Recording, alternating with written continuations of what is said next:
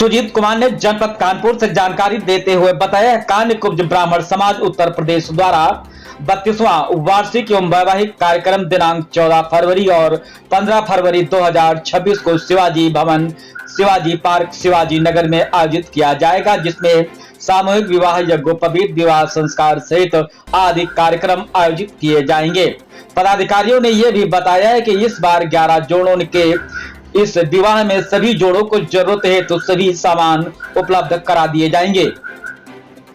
एक प्रेस वार्ता करते हुए पदाधिकारियों ने बताया कि हमारा समाज एक सामाजिक, धार्मिक, सांस्कृतिक एवं गैर राजनीतिक संस्था है, जिसका गठन फरवरी 1995 में किया गया था।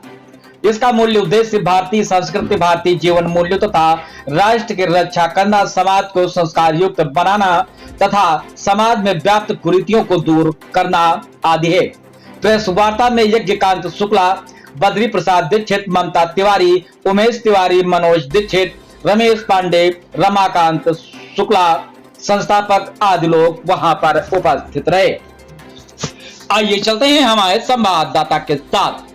दादी बाबा का भी हम सम्मान करेंगे, क्योंकि उन्होंने समय से संस्कार अपने बालक को दिए।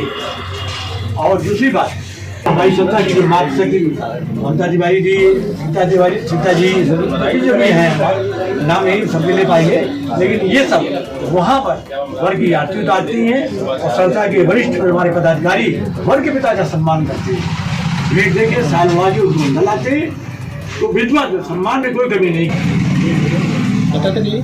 और विधवत और रात ये 6 बजे बाजा के साथ बारात उठती है और जेके मंदिर से घूम करके प्रांगण में प्रवेश करती है। जयमाल गीत के साथ। मेरा बद्री प्रसाद दीक्षित, यहाँ उपाध्यक्ष इन्होंने बना रखा है। और मेरा कहने का मतलब ये है कि देखिए, इसका मेन उद्देश्य ये है कि जैसे गरीब आदमी हैं, अपनी बेटी की शादी नहीं कर पा रहे हैं, लड़के वाले उनकी शादी नहीं हो रही है, तो उनके जोड़ा चयनित होते हैं और चयन होने के बाद में फिर यहाँ रजिस्ट्रेशन होता है।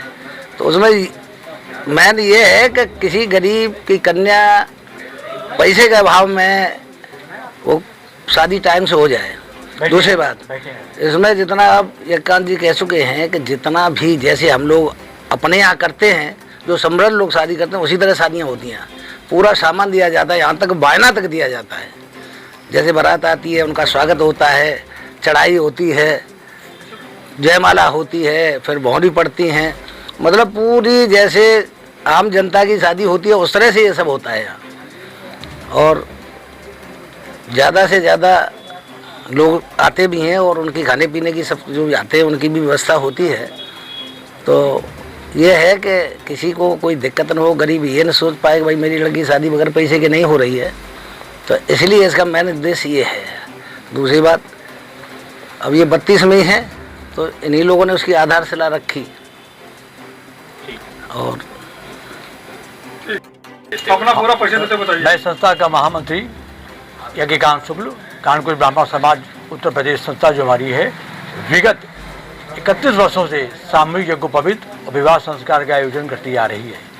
इस बार ये हमारा 32वां आयोजन होने जा रहा है और प्रत्येक वर्ष लगभग हमारे 11 कन्याओं का लक्ष्य होता है और 51 बालकों का, बटकों का यज्ञोपवीत संस्कार का भी लक्ष्य लेके चलते हैं।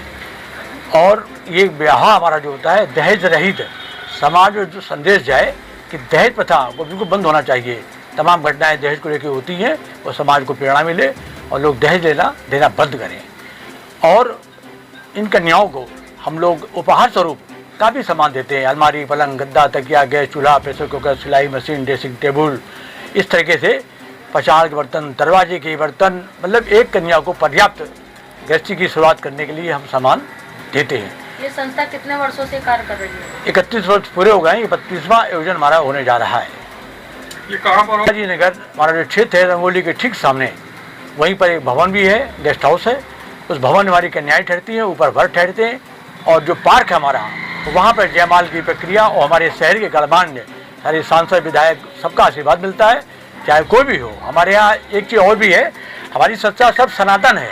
तो बात अलग है कि हम ब्राह्मणों का विवाह कराते हैं, लेकिन हमारे यहाँ सभी वर्ग के लोग आते हैं। विवाह ब्राह्मणों का, यज्ञोपवीत ब्राह्मणों का, लेकिन प्रबुद्ध वर्ग सम्मेलन जो है, सम्मान समारोह, उसमें सभी वर्ग के लोग हमारे आते हैं, चाहे किसी कास्ट का हो। हमने कभी किसी की उपेक्षा नहीं करी और सबके यहाँ हम भी जाते हैं विधिवत। बुजुर्ग हो चुके हैं, अब अब उन्होंने मुझे सौंपा, पिताजी ने का आशीर्वाद है, बुजुर्गों का आशीर्वाद है, आप सबका आशीर्वाद है, तो उसको चला रहे हैं। बड़ी मेहनत करनी पड़ती है। क्या देना चाहेंगे समाज के लिए? समाज को संदेश हमारा यही है, एक तो दहेज प्रथा को बंद करें बिल्कुल भी, और कन्याओं से और वर से हमारा यह अनुरोध है कि जो भ्रूण हत्या है उस पर भी प्रतिबंध लगाएं, क्योंकि हम देख रहे हैं कि जब हमारे यहाँ वर कन्या का चयन होता है तो ये सामूहिक यज्ञ पवित्र विवाह संस्कार की जो फाइल है हमारी, सामूहिक विवाह वाले बहुत आवेदन है, कन्याओं का आवेदन एक भी नहीं है। इसका मतलब है कन्याओं का अभाव हो गया है। तो ये चीज़ें बंद हो और आपस में जो उत्पीड़न होता है दहेज को लेकर के वो बंद हो, और संस्कार समय से बालकों का योग्य पवित्र संस्कार हो 15 वर्ष की आयु के पहले, वो ज़्यादा उचित होता है, वही साकार भी होता है जीवन में। बाद में किया उसका कोई महत्व नहीं होता। एक पिताजी ने उसका दिया है और आप पढ़िएगा आप लोग, उसने दिया हुआ कि 15 वर्ष की आयु के पहले क्या उसका उपयोग है।